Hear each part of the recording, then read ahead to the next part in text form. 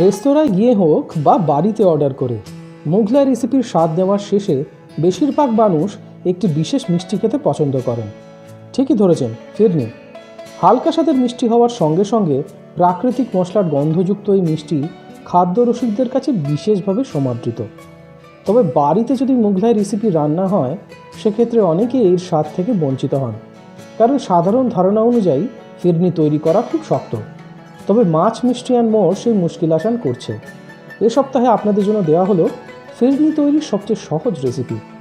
বিরিয়ানি শেষে এই সেরা মিষ্টির রেসিপির স্বাদে হারিয়ে যান। দেখে নিন কীভাবে তৈরি করবেন এই মিষ্টি। দেখতে থাকুন মাছ মিষ্টি অ্যান্ড মোর।